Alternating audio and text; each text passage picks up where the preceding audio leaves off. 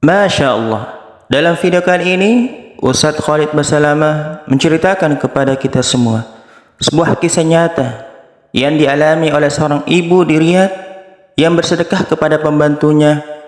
Dengan sebab itu Allah Subhanahu wa taala menyembuhkan penyakit kankernya sampai ke akar-akarnya. Mari kita saksikan video ini. Mudah-mudahan bisa menjadi inspirasi dan motivasi kebaikan buat kita semuanya. Selamat menyaksikan. Barakallahu fikum. Ibadah antum itu, sholat, sedekah, apa semua, dia bukan cuma sekedar bernilai pahala kita bisa mendapatkan derajat di surga, gitu kan? Bisa memberikan ketenangan jiwa, ternyata bisa memecahkan masalah juga. Terjadi kisah di Riyadh, seorang ibu, kisah nyata di Saudi. Ini di Riyadh ini sudah masyhur ceritanya nih. Antara seorang ibu dengan seorang TKW dari Indonesia. Ada satu ibu sudah divonis di Saudi, operasi kanker dia terakhir sebulan lagi. Kalau tidak berhasil, dianggap sudah mati dari sisi medis. Ini keberhasilannya kecil sekali, 10%, 90% mati orang ini. Sebulan lagi menurut ilmu medis.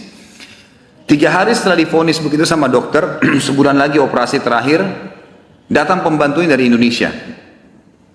Seminggu pembantu itu kerja, bagus sekali kerjanya. Masya Allah bersihin rumah, masak segala.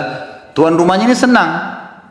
Tapi selama dia kerja seminggu, ada satu perilaku TKW ini, membantu ini, yang selalu membuat tuannya mau nanya sama dia tapi nggak enak.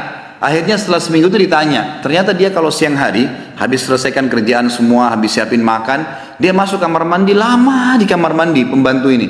Nggak tahu buat apa gitu. Pas dia keluar dari kamar mandi, setelah seminggu ditanya sama majikannya. Maaf saya mau tanya, kenapa kamu ini setiap masuk kamar mandi, lama? Ngapain? Gitu kan? Langsung nangis tiba-tiba TKW itu menangis, pembantu itu menangis. Dia tanya kenapa kamu nangis? Dia bilang ceritanya begini sebenarnya.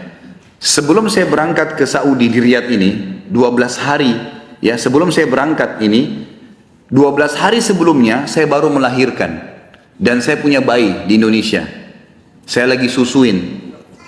Nah saya tinggalkan karena keadaan ekonomi. Terpaksa saya tinggalkan. Saya visa sudah keluar, saya melahirkan, saya berangkat. Nah saya masuk kamar mandi ini, saya keluarin air susu saya. Karena kalau tidak payudara saya sakit.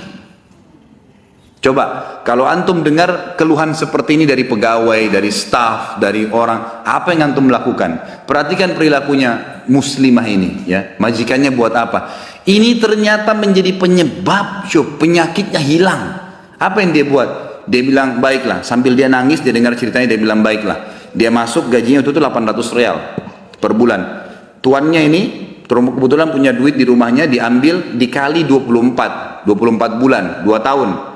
Nih kurang lebih ya sekitar 20.000 real sekian, 50 juta rupiah dikasih pembantunya. Ini uang kamu ambil, besok saya belikan kamu tiket pulang ke Indonesia, anggap kau sudah kerja 2 tahun.